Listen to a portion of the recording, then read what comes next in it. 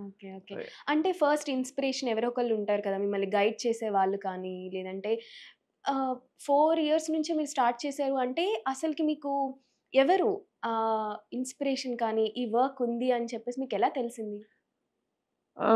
Not exactly sure how I picked it up.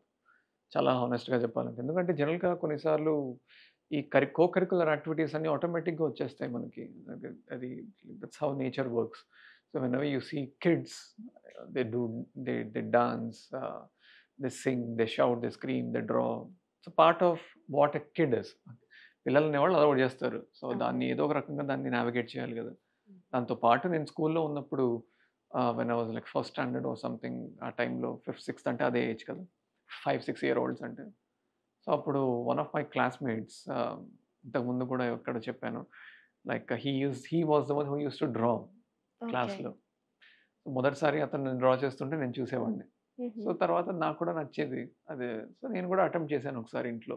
Okay. ఇంటికొచ్చి school తర్వాత ఇంటికొచ్చి నేను కూడా అతను పాపాయ్ ఇవన్నీ గీస్తూ ఉండేవాడు. హుహు. సో, తర్వాత నేనే ఇమిటేట్ చేసేవాడిని. హుహు. సో, అలాగా ఈవెన్ మా మదర్ కూడా ఎంకరేజ్ చేసేవారు. "నువ్వు ట్రై చేయి" అని చెప్పి. సో, తర్వాత మెల్లమెల్లగా పికప్ చేసుకున్నాను. ఓకే. అతను ఆపేసాడు తర్వాత నేను. అదే అడుగుదాం అనుకున్నా. So, there is always a purpose for yeah! Someone ఎవరైనా లైఫ్‌లో ఒక పర్పస్ కోసం ఉంటారు. So, you picked it from your friend. Yeah! And then ఇప్పటికి కాంటాక్ట్‌లో ఉన్నారా? యాహ్! ఉన్నాం. Oh! That's so nice. Yeah! That's how it started. ఎవెన్చువల్‌గా నేను అలా గీస్తూ ఉండేవాడిని. అంటే ఒక గోల్ అనేది అప్పట్లో ఈవెన్ అప్పట్లో అసలు సోషల్ మీడియా ఇవన్నీ కూడా ఇంటర్నెట్ యాక్సెస్ అవేం లేవు కదా! అప్పట్లో. So, I used to just keep drawing okay. And the process just went on like that.